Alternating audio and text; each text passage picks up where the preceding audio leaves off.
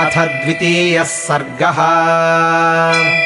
तम् तु शोकपरिद्यूनम् रामम् दशरथात्मजम् उवाच वचनम् श्रीमान् सुग्रीवः शोकनाशनम्।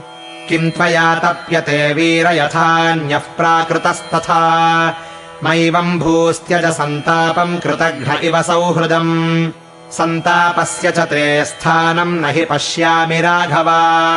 प्रवृत्तावुपलब्धाया ज्ञाते च निलये रिपोः मतिमाञ्छास्त्रवित्प्राज्ञः पण्डितश्चासि राघव। त्यजे माम् प्राकृताम् बुद्धिम् कृतात्मेवार्थदूषिणीम्।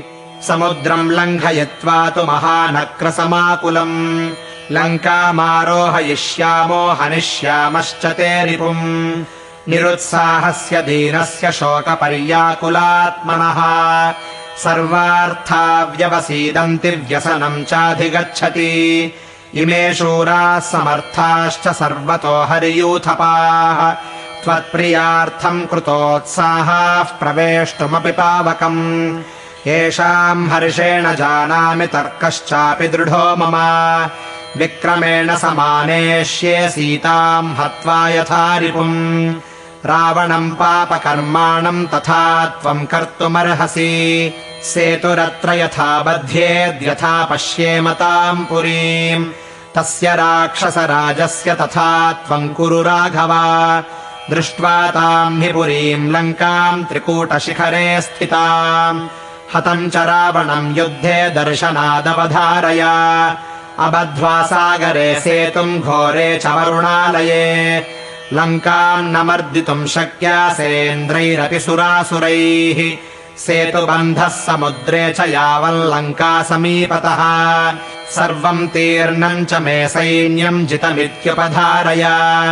इमे हि समरे वीरा हरयः कामरूपिणः। तदलम् विक्लवाम् बुद्धिम् राजन् सर्वार्थनाशिनीम्। पुरुषस्य हि लोकेऽस्मिन् शोकः शौर्यापकर्षणः।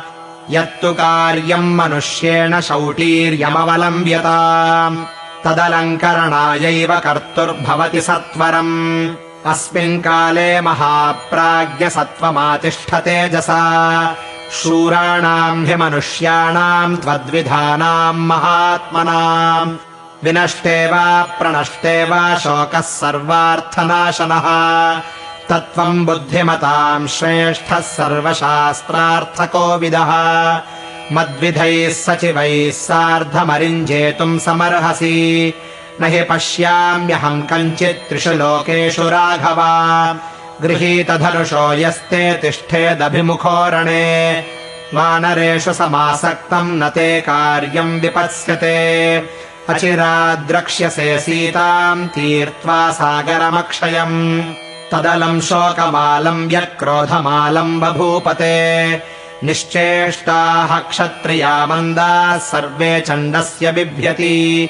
लङ्घनार्थम् च घोरस्य समुद्रस्य नदीपतेः।